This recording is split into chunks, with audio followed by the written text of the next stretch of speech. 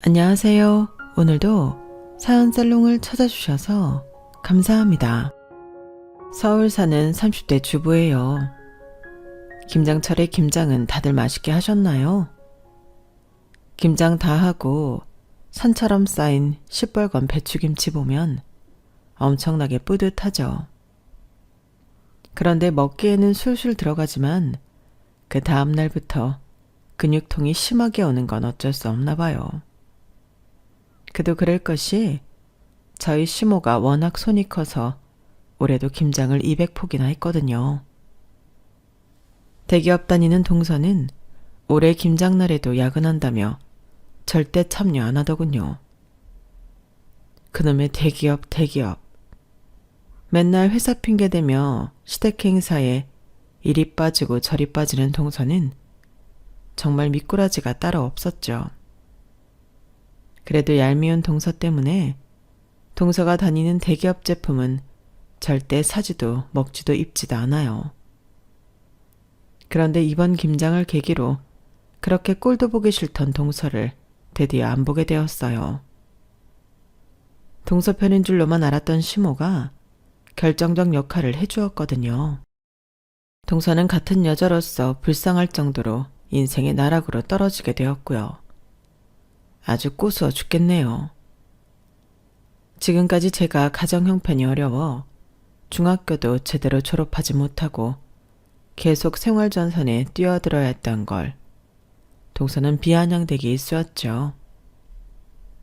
자신은 우리나라 최고 대학 출신의 대기업 다니는 여자라면서 엄청 비교하며 절 깎아내렸고요.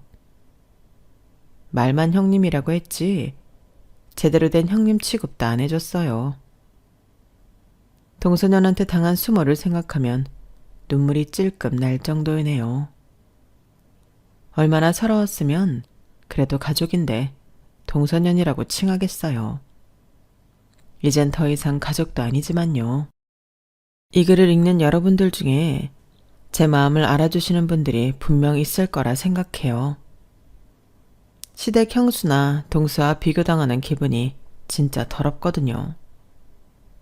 어렸을 때 친정이 너무 가난했고 제가 부모님을 간병해야 하는 척박한 환경이었기에 결혼해서만큼은 좀 여유롭게 살고 싶었어요. 꼭 경제적으로 여유로운 것이 아니라 마음만이라도 아주 넉넉하고 편안하게 말이죠. 하지만 평범하게 산다는 게 정말 어려운 일이더군요. 다행히 다정한 남편을 만나 위로를 많이 받긴 했지만 동서를 비롯한 시자 들어가는 시댁 식구들은 다 제게 어려운 대상이었어요. 오죽하면 야채 좋아하는 제가 제일 싫어하는 게 시금치랍니다. 시자 들어가는 거라면 다 싫더라고요. 저에게 무슨 사연이 있길래 이렇게까지 동서를 싫어하고 지금까지의 삶이 어려웠다고 징징대는지 궁금하시죠? 아마 기구한 삶을 산 사람들 대회에 올리면 제가 1등 먹을 수 있을 거예요. 그 정도로 참 어렵고 힘들게 살아왔어요. 오늘 사연살롱에 와서 한풀이 제대로 하고 가렵니다. 나이도 얼마 안 먹은 여자의 삶에 무슨 한이 그리도 서려 있는지 낱낱이 밝혀볼게요. 책을 끝까지 읽어주시고 지금까지 살아내느라 수고했다 토닥토닥 한 번씩 해주시면 큰 힘이 될 것 같네요. 지금부터 시작할게요. 중학교 국어 선생님이었던 아빠 덕분에 저희 집은 그냥 평범하게 살 수 있었어요. 물론 엄마 아빠 두 분 다 흙수저 집안 출신이었기에 넉넉하진 않았어요. 하지만 가족끼리 똘똘 뭉쳐 알뜰하게 살았기에 쪼들리진 않았죠. 엄마는 첫째 딸인 저는 일찍 가져서 낳았지만 그토록 바라던 둘째는 잘 안 생겼다고 하더군요.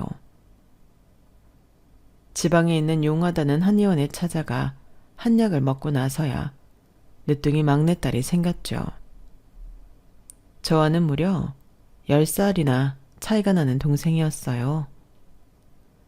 임신임을 확인하고 엄마는 쾌재를 부르며 기뻐하셨어요. 세영아, 드디어 엄마가 네 동생을 갖게 되었어. 오늘은 경산날이다. 이따 아빠 오시면 우리 잡채 먹자. 1년에 몇 번 잡채를 먹는 날은 우리 가족의 잔칫날이었어요. 퇴근하신 아빠와 둘러앉아 엄마가 늦둥이를 갖게 된 걸 축하하며 우리 가족은 맛있는 잡채를 우걱우걱 먹었죠. 그게 우리 가족이 둘러앉아 먹었던 마지막 잡채였던 것 같아요. 그 이후로 몇 달 지나지 않아 우리 가족의 행복은 산산조각 나버리고 말았어요. 우유부단하고 마냥 착하기만 했던 아빠가 고향 친구에게 보증을 잘못 써주는 바람에 엄청난 빚이 생겨버렸죠. 마음 약했던 아빠 또한 그 충격이 얼마나 컸던지 쓰러져서 식물인간이 되어버리고 말았어요. 모든 게 삽시간에 벌어진 일이었죠. 그때 당시 엄마는 늦둥이 임신으로 배가 꽤 불러 있었고 전 아직 초등학생이었어요. 식물인간이 되어 병상에 누워 눈만 껌뻑이며 우리 말을 듣고 있는 건지 아닌지도 잘 모르겠는 아빠를 집으로 모셔와야만 했어요. 병원비가 감당 못할 정도로 비쌌거든요. 더 이상 병원에서도 해줄 수 있는 게 없다고 하더군요. 빚보증을 잘못 써서 부모님께서 모아놓은 전 재산이 다 날아갔기에 우린 다른 동네로 도망쳐 지하 단칸방 월세집에서 지내야 했어요. 지하 곰팡이로 인해 여름엔 제 온 피부가 다 발갛게 되고 진물이 흘렀으며 자고 있으면 쥐들이 제 몸을 넘나드는 건 예산일이었어요. 하지만 돈이 없으니 그런 곳에서 지내는 걸 투정할 수조차 없었어요. 만삭인 엄마는 식물인간이 되어 누워있는 아빠를 끝까지 포기하지 않고 병간호하고 있었으니 저 또한 정신 차리고 살아야 했죠. 옆에서 엄마가 아빠 기저귀 갈아주는 거나 수건으로 온몸을 닦아주는 것 등을 보고 배웠어요. 우리 가족이 입에 풀칠이라도 하고 살려면 누군가 돈을 벌어야 했거든요. 전 초등학교 고학년이었기에 알바를 하고 싶어도 잘 써주는 곳이 없었고 엄마가 만삭의 몸을 이끌고 동네 미용실과 식당을 오가며 최대한 돈을 벌어보고자 했죠. 동생을 출산할 날이 다가오자 엄마는 산부인과 갈 돈도 없다며 동네 산파에게 부탁해 최대한 싸게 아이를 낳겠다고 하셨어요. 전 산파가 어떤 사람인지도 잘 몰랐고 좀 불안했어요. 엄마, 그냥 병원 가서 출산해야 하는 거 아니에요? 혹시라도 무슨 일이 일어나면 어떡해요? 당장 아기 낳으면 우유값도 없는데 무슨 병원이니?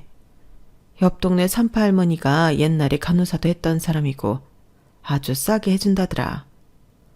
엄마가 우리 세영이도 순풍하고 잘 낳았는데 무슨 걱정이야. 엄마는 둘째가 너무 대견스러운 우리 첫째를 쏙 빼닮았으면 좋겠다. 엄마 아빠보다 너무 예쁜 천사인 널 닮았으면 더 바랄 게 없겠어. 며칠 후 진통이 오자 엄마는 산파 할머니를 불러서 아기를 낳기 시작했어요. 방 안에는 식물인간이 되어 누워있던 아빠와 늦둥이를 낳기 위해 악을 쓰고 있는 엄마, 그리고 산파가 있었고 전 밖에서 초조하게 기다리고 있었죠. 몇 시간 후 으앙 하고 아기 소리가 들리더군요. 그런데 몇십 분이 지나도 산파 할머니는 방에서 나오지 않았어요. 이상한 점은 아기 울음소리가 들리기 시작했을 때부터 엄마 목소리는 전혀 들리지 않았다는 거예요. 몇십 분 후 전 도저히 못 참고 방 안으로 뛰쳐들어갔어요. 그리고는 처참한 광경에 저 또한 쓰러질 뻔했어요. 방 안이 온통 시뻘겋게 피바다가 되어 있었고 그 피는 혼절에 있던 엄마로부터 흘러나왔더군요. 방바닥의 아기는 아직도 깽깽 울고 있었으며 허둥지둥하던 산파 할머니는 그제서야 제게 소리쳤어요. 얼른 119에 전화해라. 산모가 피가 안 그친다고. 네 엄마 죽게 생겼다. 얼른 전화해. 너무 놀란 저는 재빨리 119에 전화했고 구급차를 타고 응급실로 갔지만 엄마는 끝내 깨어나지 못했어요. 피덩이인 동생을 안고 엄마 옆을 지키고 있던 저는 목 놓아 엄마를 불렀죠. 엄마 안 돼. 이렇게 가면 안 돼. 나랑 동생 쌤이는 어떡하라고. 또 누워있는 아빠는 어떡해요. 불쌍한 우리 엄마. 제가 할 수 있는 건 소리치며 우는 것밖에 없었어요. 하지만 이내 정신을 차려야만 했죠. 저도 어렸기에 이 모든 상황이 너무 무서웠지만 저까지 정신줄을 놓아버리면 신생아인 동생과 식물인간 아빠마저 엄마처럼 저 세상으로 가버릴 것만 같았거든요. 우리 엄마를 죽게 만든 그 산파 할머니는 어떻게 됐냐고요? 기가 막히고 코가 막힌 게 산파 할머니는 본인이 잘못한 걸 인지하고는 소송이라도 당할까봐 완전히 다른 동네로 도망갔더군요. 황당한 건 제가 피덩이 동생을 데리고 다 죽어가는 엄마와 구급차를 타고 급히 병원으로 향한 후 우리 집을 싹 다 뒤져 돈 되는 건 다 훔쳐갔더라고요. 물론 그 가난한 집에서 돈 되는 건 거의 없었겠지만 우리 엄마가 최후의 보루로 갖고 있던 약간의 현금까지 다 털어갔더군요. 식물인간인 아빠는 그 모습을 봤는지 안 봤는지 모르겠지만 만일 다 인지하고 있었다면 정말 속으로 열불이 나고 있었겠죠. 아휴, 그 산파 할매가 아직까지 살아있는지는 모르겠지만 천벌이나 맞고 뒤졌으면 좋겠네요. 어떻게든 전 정신을 차리고 동네 분들의 도움을 받아 엄마의 시신을 화장까지 할 수 있었어요. 맘 같아선 억울하게 돌아가신 엄마의 영혼이나마 달래드리려 장례식을 치러드리고 싶었지만 그건 저희 형편에 너무 큰 사치였죠. 엄마의 유골함을 들고 동생을 등에 업고 집으로 돌아오는데 가슴이 무너지는 듯이 슬프고 마음이 아팠어요. 집에 돌아오니 차디탄 방구석에 아빠가 어김없이 누워 계셨어요. 그때 당시 고맙게도 동네 분들이 많이 도와주고 계셨는데 간혹 이렇게 말씀하시는 분들도 있었죠. 세영아, 니네 아빠가 엄마 대신 돌아가셨어야 하는데 그치? 에휴, 애먼니 엄마가 돌아가셔서 어린 니가 고생이 많다. 피덩이 동생까지 돌봐야 하고 말이야. 물론 엄마가 갑자기 돌아가신 건 저에게 너무 큰 충격이었지만 아빠까지 돌아가신다고 생각하면 더 이상 의지할 곳이 없어지는 거였어요. 아파서 누워 계시는 아빠라도 제 곁에 있는 게 더 좋았죠. 종교는 없었지만 밤이면 모든 신에게 다 빌었어요. 제발 우리 아빠가 다시금 깨어나게 해주세요. 그럼 동생도 더 열심히 돌보고 공부도 더 열심히 하고 앞으로 더욱 착하게 살게요. 그때 당시 전 완전히 똥 치우는데 도사였어요. 식물인간인 아빠의 똥을 치우고 어린 여동생의 똥도 치워야 했죠. 일회용 기저귀가 나오긴 했지만 그거 살 돈이 없어서 청기저귀를 빨아서 썼어요. 쏜물이나 따뜻한 물로 빨면 물값이 많이 나오니 근처 개울가에 가서 빨았어요. 손이 시려운 것도 모르고 물값 아낄 수 있다는 생각에 오히려 뿌듯하더군요. 우리나라 복지 시스템이 그래도 잘 돼 있어서 식물인간인 아빠를 몇 시간 정도는 도와주시는 분이 와주셨어요. 그 시간 동안 제가 학교에 다닐 수 있었지만 학교 친구들이나 선생님은 초라한 제게 호의적이지만은 않았죠. 어렸을 때 좋은 선생님을 만나지 못한 게 지금까지도 한이 되네요. 아우, 똥냄새. 니네 아빠랑 동생이 방에 있어 똥을 싸제끼면 옷에라도 안 묻혀와야지. 너 때문에 우리 반에 똥냄새가 그득하잖니. 선생님 수업하기도 싫까. 다른 학교로 전학이라도 가든가. 선생님이 이렇게 몰아붙이니 다른 아이들도 절 무시하기 일쑤였어요. 요즘은 스승의 날에 선물도 가져오지 못하게 한다던데 그땐 교탁에 수북이 쌓인 스승의 날 선물을 선생님께서 굉장히 흐뭇한 얼굴로 뜯어보며 이 선물은 누가 가져온 거야? 하고 한 명씩 확인하던 때였어요. 개봉 선물이 모두 끝나고 선물 준비를 못한 저는 당연히 구박덩어리가 되었고요. 야, 김세영. 아무렴 스승의 날인데 장미꽃 한 송이라도 사와야 하는 거 아니니? 하긴 가정교육도 제대로 못 받을 텐데 그럴 정신이 어디 있겠어? 아, 이래서 잘 사는 동네에서 선생질해야 콩고물이라도 떨어지는 게 있을 텐데 내 탓이지 내 탓이야. 촌지 안 갖다 바쳤다고 구박하는 선생님과 행색이 누추하다며 왕따시키는 친구들 때문에 학교에 가는 게 지옥 같았어요. 어차피 동생 돌볼 사람도 없었기에 내 어려운 환경을 핑계 삼아 중학교 자퇴를 하기에 이르렀죠. 공부는 나중에 다시 하면 된다고 생각했지만 사는 게 녹록치 않다 보니 지금까지 소설책 한 권 읽을 시간도 없네요. 하지만 언젠가 꼭 다시 공부의 꿈을 이룰 생각입니다. 어쨌든 자퇴를 하고 나라에서 나오는 보조금으로 생활하며 알바자리를 알아보고 있었어요. 제가 집안의 가정이었기에 아직 미성년자라는 이유로 손 놓고 있을 수만은 없었거든요. 그러던 어느 날 동생이 초콜릿을 사달라고 조르더군요. 초콜릿국이라 함은 까만 선지가 가득한 선지해장국을 말하는 거였어요.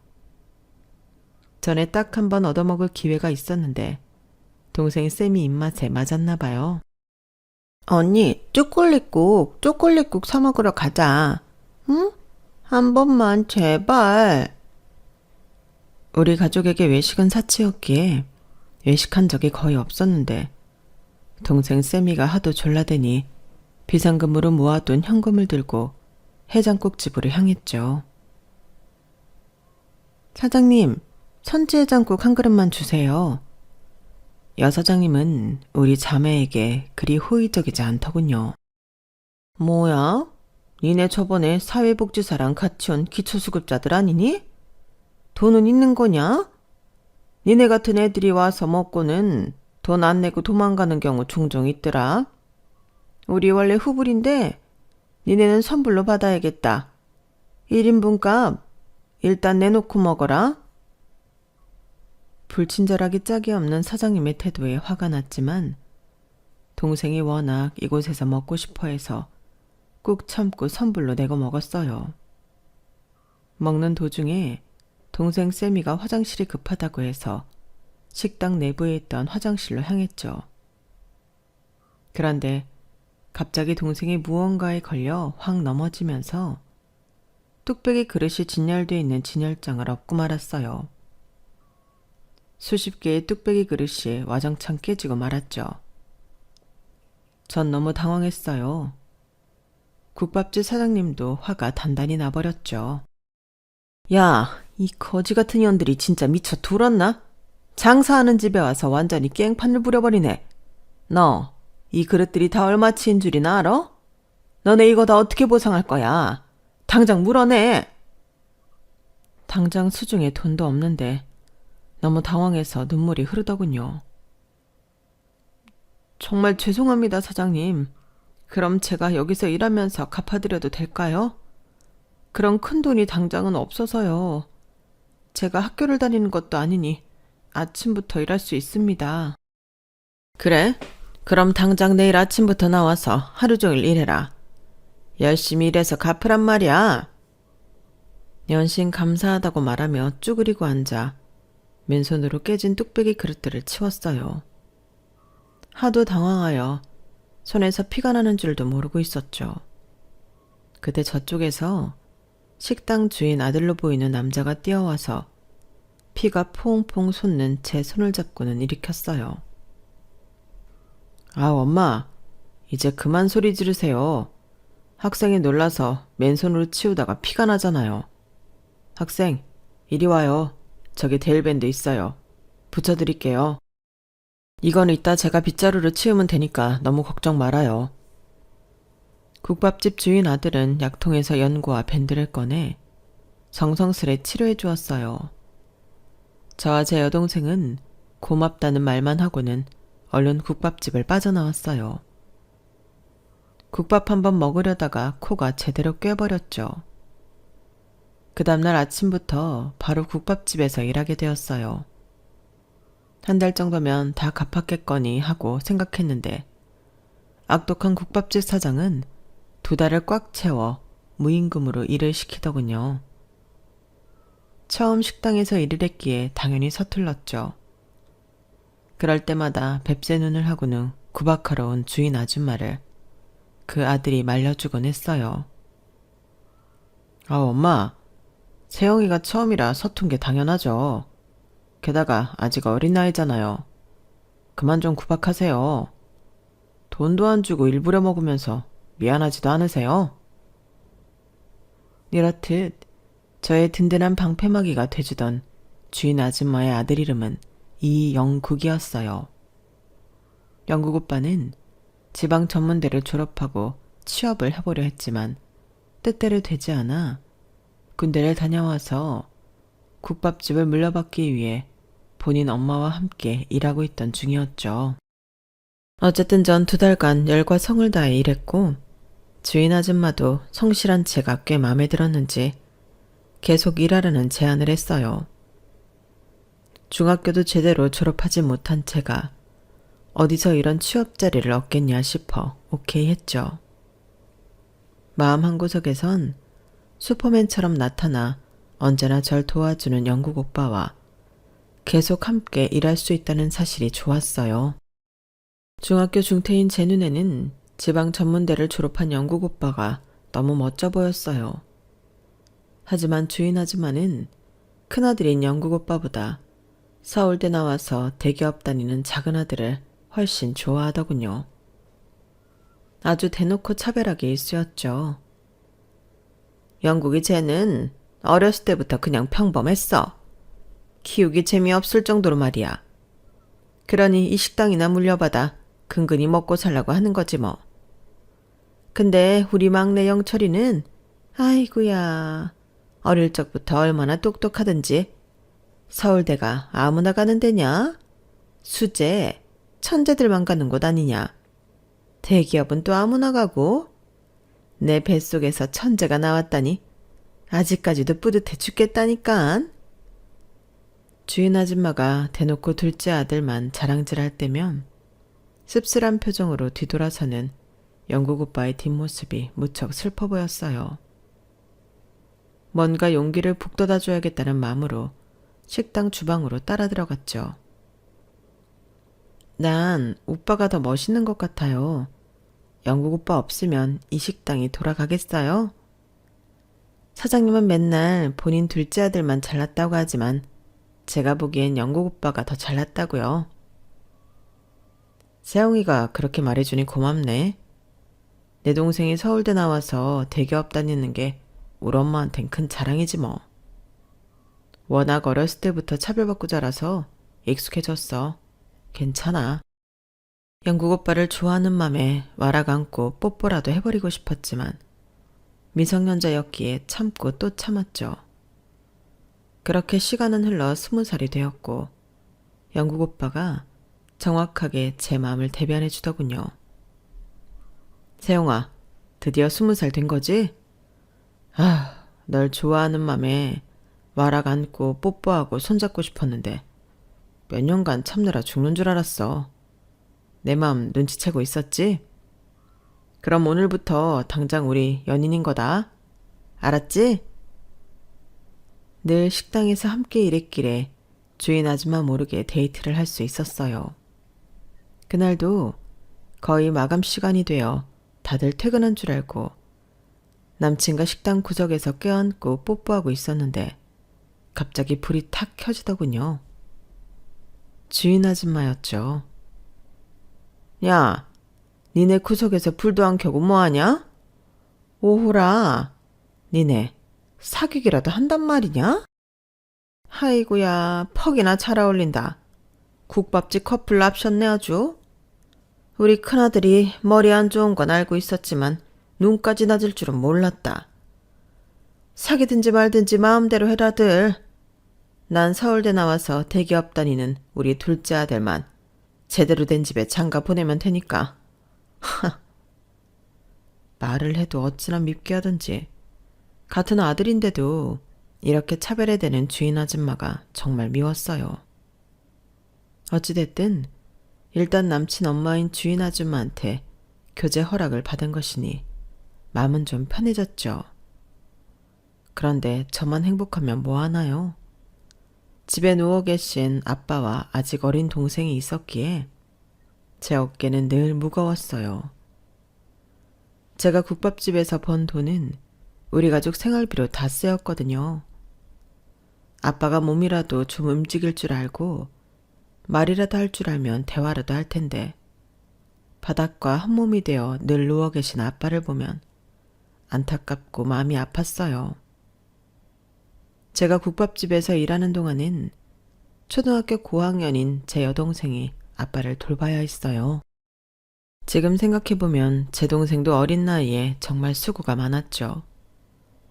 본인이 이런 환경을 선택해서 태어난 게 아닌데 태어나 보니 엄마는 돌아가셨고 아빠는 식물인간에 하나뿐인 언니는 돈 번다고 밖으로만 돈이.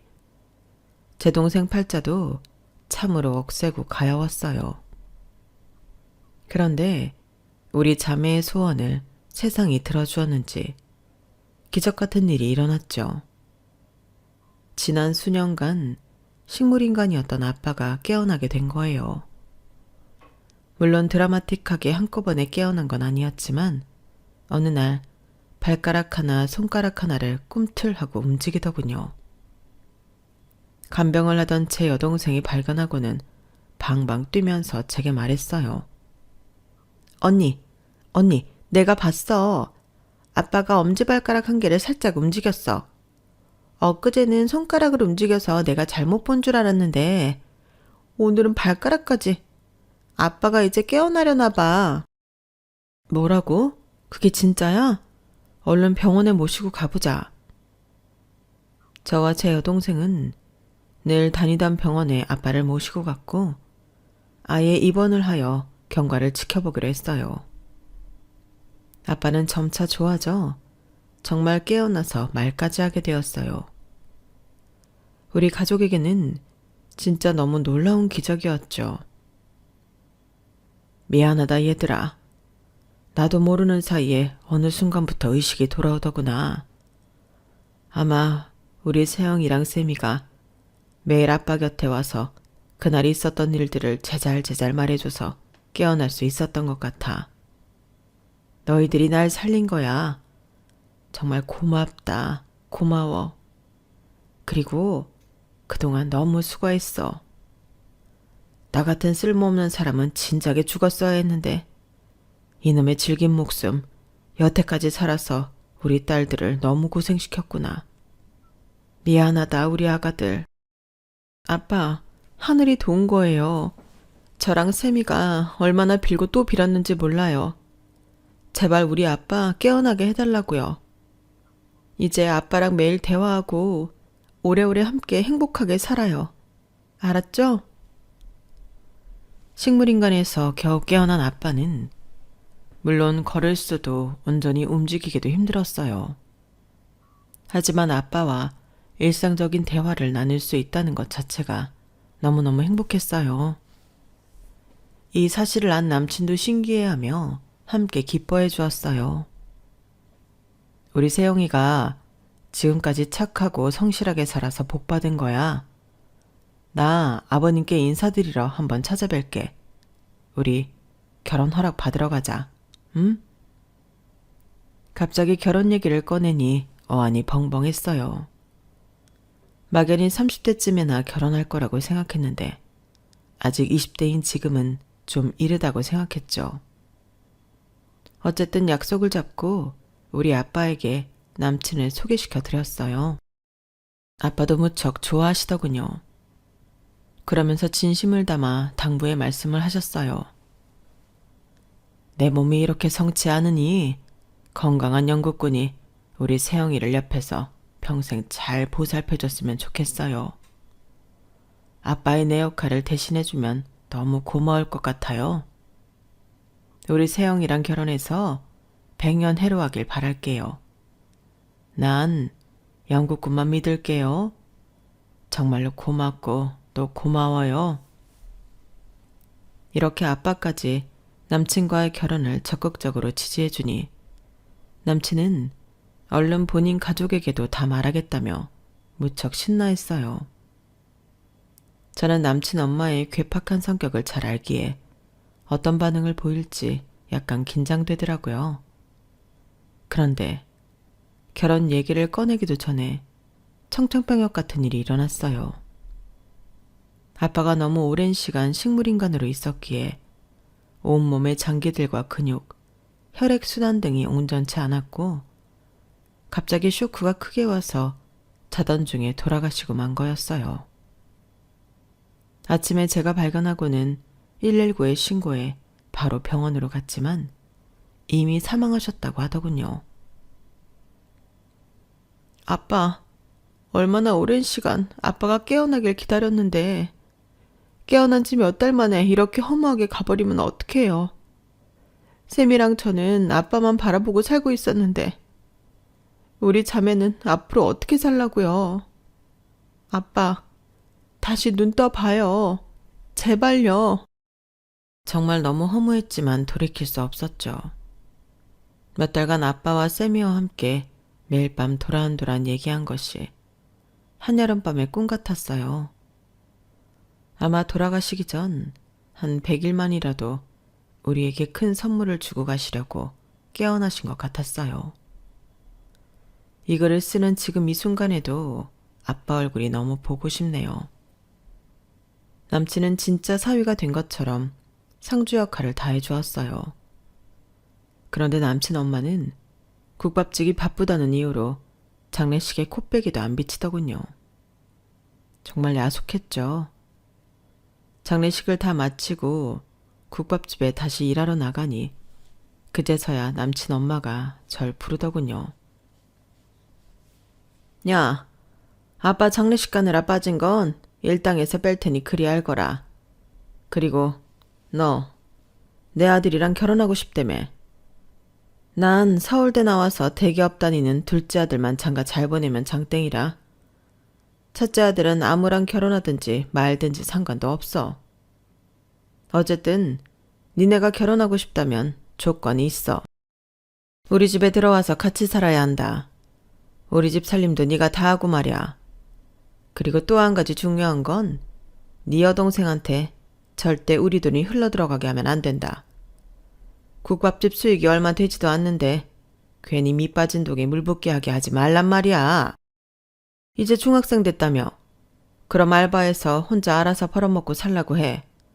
언제까지 용돈 쥐어줄 거야? 알았지? 그럼 제 어린 여동생은 어떻게 밥 먹고 사나요?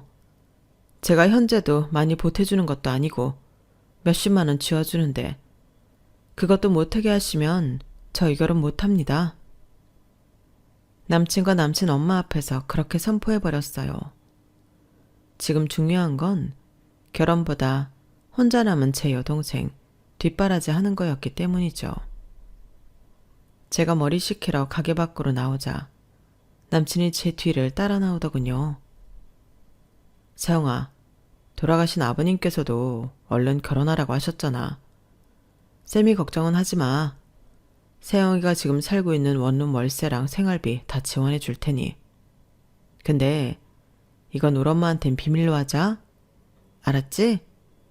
나 세영이랑 얼른 결혼해서 자식 많이 낳고 행복한 가정 꾸리고 싶어. 남친의 이런 제안에 고민이 많이 되었어요. 무려 몇 개월을 고민만 하다가 동생 세미에게 어렵게 말을 꺼내봤는데 벌써 철든 제 여동생이 이렇게 대답해 주더군요. 언니, 언니가 결혼해서 떠나버리면 난 정말 슬프고 외롭긴 할 거야. 하지만 언니는 이제 언니의 행복을 누릴 자격이 있어. 지금까지 아빠 날 먹여 살리느라 국밥집에서 일하고 부업까지 해가며 고생한 거 다 알아. 형부가 고맙게도 나 월세랑 생활비까지 주시겠다고 하니 나 공부 진짜 열심히 할게. 혼자서도 잘 해낼 수 있어. 내 걱정하지 마, 언니. 지금까지 언니는 내 엄마나 다름없는 존재였어. 날 키워줘서 정말 고마워. 동생의 말을 듣는데 눈물이 폭포처럼 쏟아졌어요. 한결 가벼운 마음으로 결혼 결정을 내릴 수 있었죠. 몇 개월 후 새하얀 웨딩드레스를 입고 조촐하게 결혼식을 올렸어요. 제 여동생을 혼자 두고 가는 맘에 너무 많이 울어서 눈이 퉁퉁 붓기는 했죠. 여동생의 월세와 생활비는 제가 국밥집에서 일해서 받는 돈으로 줬어요.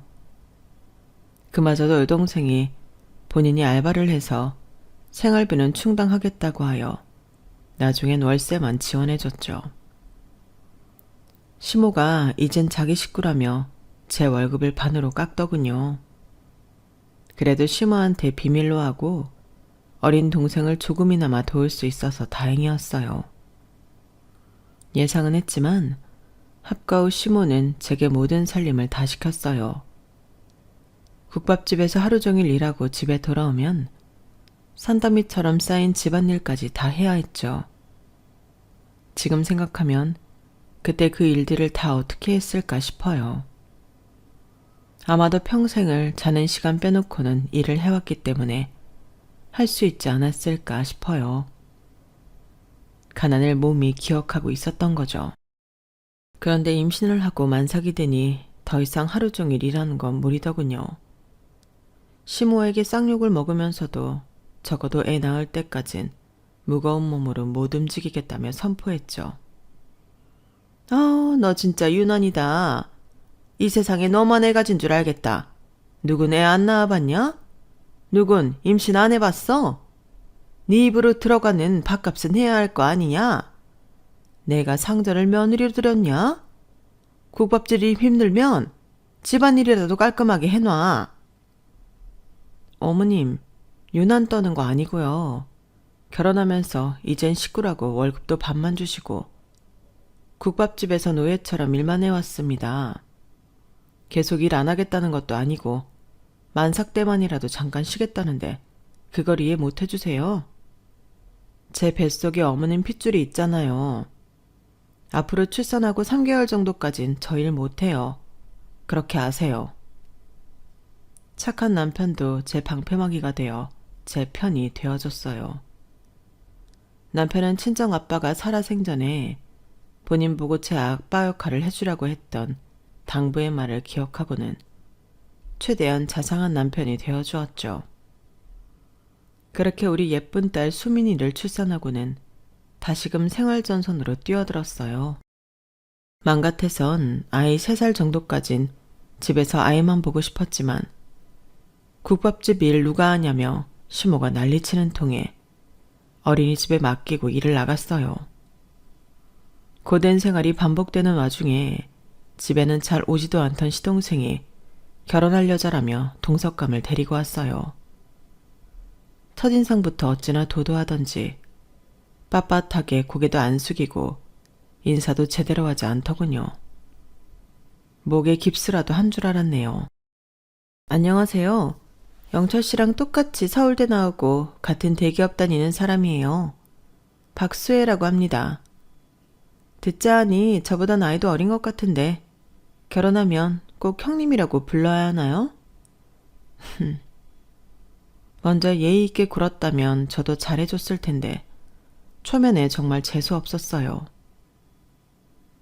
그럼요. 제가 나이는 어려도 손이 형님인데 당연히 형님이라 불러야죠. 시모는 서울대 출신의 시동생과 같은 대기업 다니는 며느리가 들어왔다며 집안에 경사라도 난 듯 좋아하고는 동서에게만 잘해주었어요. 결혼식도 호텔에서 최고급으로 화려하게 해주더군요. 좀 빈정상했어요.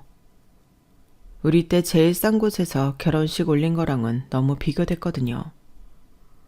그뿐만 아니라 시동생은 결혼 후 무슨 돈이 그렇게 많이 필요한지 거의 매달 시댁에 돈 뜯으러 왔어요.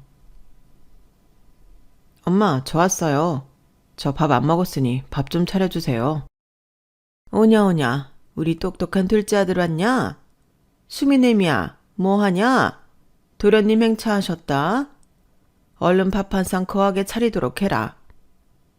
시동생은 자기 마누라가 밥도 안 주는지 시댁에 들릴 때면 밥부터 내놓으라더군요. 그러면서 매번 돈 얘기를 꺼냈죠. 엄마, 돈 좀 있어요?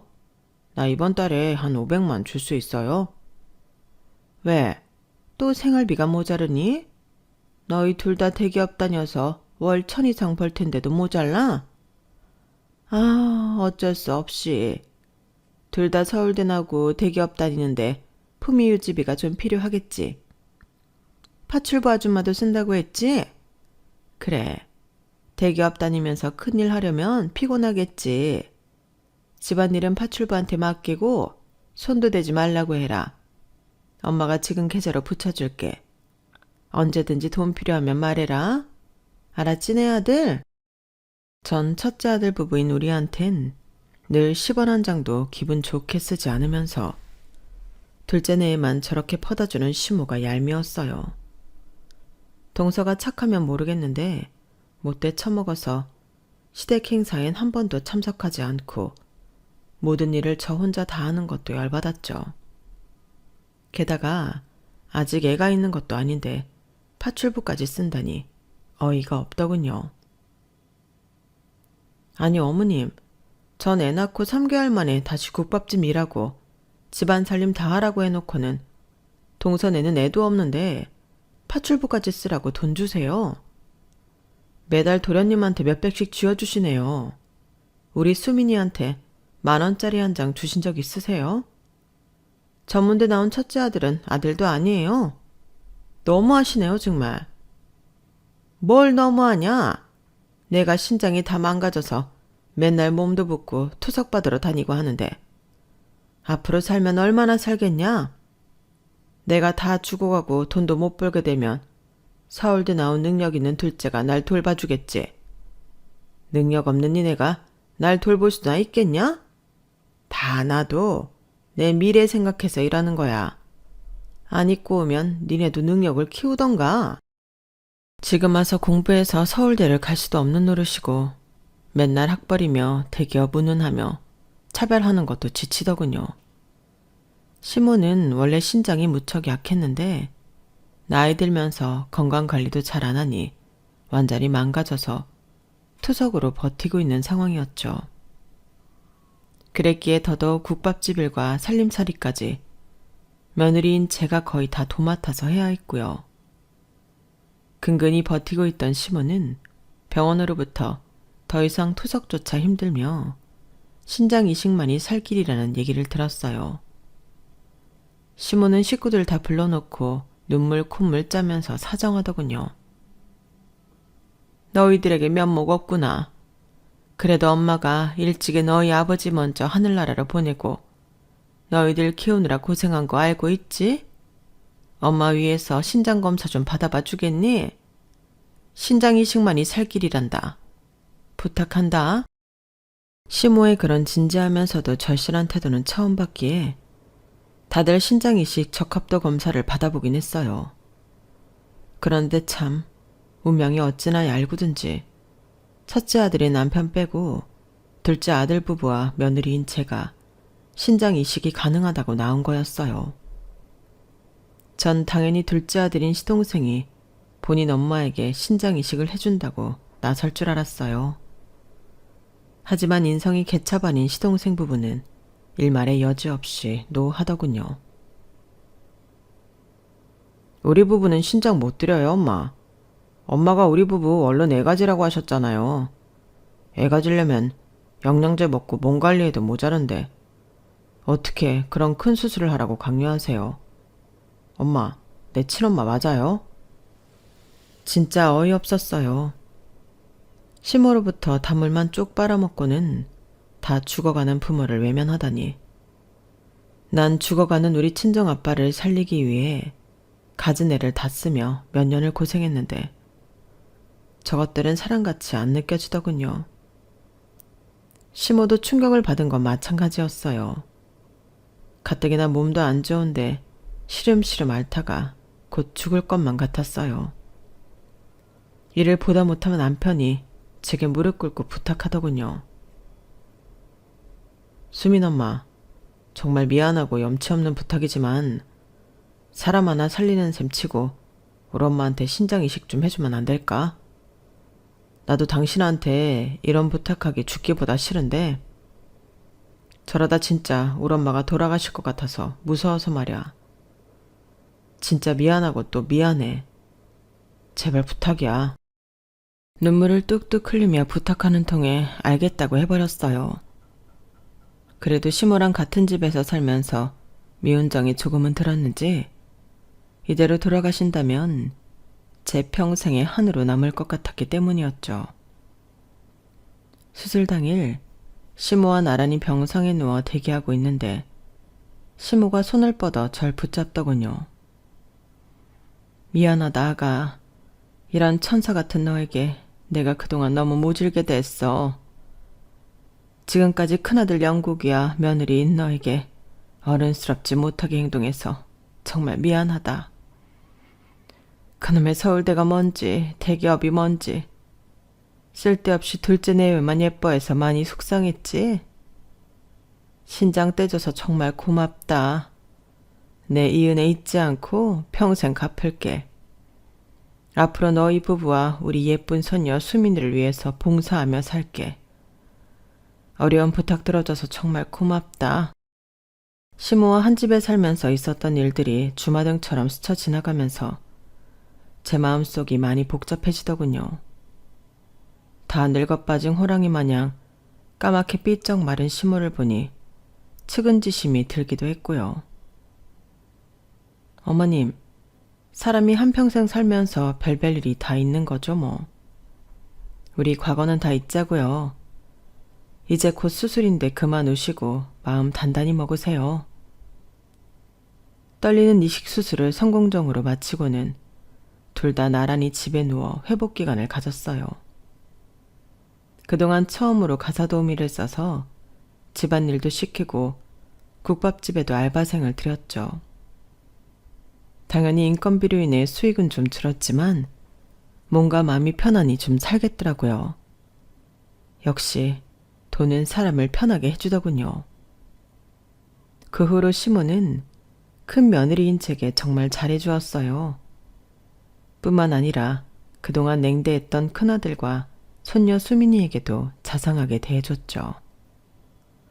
완전히 딴 사람 같았어요. 시댁 제사도 없애고 명절 때도 정말 간소하게만 차려 먹었어요. 그런데 딱 한 가지, 김장은 포기 못 하시더군요. 큰애야, 이번에 시골에서 농사 짓는 내 친정에서 배추를 좀 팔아줘야 할 것 같아. 그래서 김장을 200포기 정도 하려는데 괜찮겠니? 네가 힘들 것 같으니 일하는 아줌마 한 명 불러서 같이 하자꾸나. 네 동서한테도 전화해봤다만 그날 야근해야 할 것 같다고 저녁 때만 잠깐 들른다는구나. 에휴, 난 둘째 내외는 포기했다. 더 이상 연락도 하기 싫구나. 일하는 사람까지 한 명 불러서 같이 하자는데 거절하기가 힘들었어요. 몸도 완전히 회복됐고 하니 알겠다고 했죠 뭐. 산처럼 쌓여있는 배추 200포기를 보기만 해도 온몸이 쑤시는 것 같았어요. 하지만 시모가 요즘 워낙 잘해주니 그나마 즐거운 마음으로 도란도란 얘기 나누며 김치를 담글 수 있었죠. 수유까지 해서 우리 수민이와 남편과 함께 맛있게 먹고 거의 다 김장을 마칠 때쯤이었어요. 저녁쯤 되자 대기업 다니는 동서가 빼꼼히 문을 열고 들어오더군요. 어머님, 형님, 김장 다 하셨나요? 10만 원 드릴 테니 100포기만 저희 친정으로 배달해 주실 수 있을까요? 친정 식구들한테 좀 나눠주려고요. 동서의 웃는 꼬라지에 김치 한 포기를 냅다 던지고 싶은 마음이 들더군요. 그런데 신무가 조용히 김치통 하나를 동서에게 전해줬어요. 통을 열어본 동서가 까무러치듯 놀라더군요. 이게 다 뭐예요, 어머님? 네? 배추값이 금값인데 꼴랑 10만 원 주고는 100포기를 달라고? 너나 네 서방이나 서울대 나오고 대기업 다니고 해도 머리는 나쁜가 보구나. 그 사진들 다 확인해라.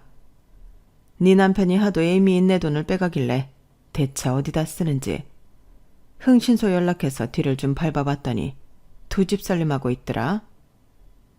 그리고 너, 내가 니네 집에서 일하는 파출부 아줌마한테 들었더니 내가 임신하라고 준 보약을 하나도 안 먹고 모조리 싱크대에 버렸다면서. 그게 얼마짜리인 줄 알아? 아휴, 내가 미쳤지. 배은망덕한 니네 부부한테 지금껏 왜 돈을 쏟아부었는지 아까워 죽겠구나.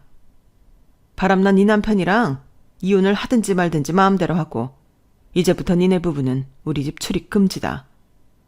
더 이상 나한테서 돈 뜯어낼 생각하지 말고 영 끊고 살자꾸나.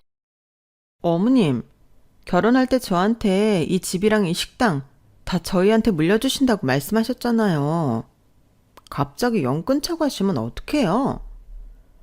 야, 닥쳐. 그땐 내가 잠깐 정신이 이상했었나 보다. 내가 신장이식 좀 부탁했을 때 니네 부부 어떻게 나왔니? 그때 연을 바로 끊었어야 했는데 나한텐 큰아들 부부랑 우리 손녀 수민이만이 진정한 가족이다. 너희는 없는 걸로 칠 테니 어서 꺼져. 동서는 개거풀을 물고 쓰러지더니 거의 기어서 시댁을 빠져나가더군요. 그 길로 동서 부부는 바로 이혼을 했다고 하네요. 시동생은 바람난 여자랑 살림 차리고 살고 있고요. 잘 사는지 어쩐지는 모르겠네요. 시모가 단호하게 집에도 못 오게 하고 연락도 못하게 하더라고요. 어쨌든 김장 사건으로 모든 게 다 정리된 느낌입니다. 이젠 완전히 친어머니처럼 잘해주는 시모와 수민이와 함께 행복하게 살고 있거든요. 남편과는 둘째 아이를 갖기 위해 노력을 하고 있고요. 시모가 지어준 보약을 먹으며 맘 편히 쉬고 있으니 곧 둘째 소식이 들리겠죠. 제가 산전수전 겪으며 알아보니 마음 편한 게 제일인 것 같아요. 돈이고 학력이고 사람은 그저 착한 사람, 착한 남편이 최고인 것 같고요. 더도 말고 지금처럼 평범하고 소박한 행복을 지키며 살고 싶습니다. 제가 매일 밤 여러분의 행복도 빌어드릴게요. 모두들 마음 편히 사셨으면 좋겠네요. 지금까지 저의 이야기를 함께 공유해 주셔서 감사합니다. 모두 건강하시고 행복하세요. 여러분, 사연 댓글에 응원과 현명한 조언 부탁드려요. 좋아요와 구독은 저에게 큰 힘이 됩니다. 오늘도 좋은 일 가득하세요.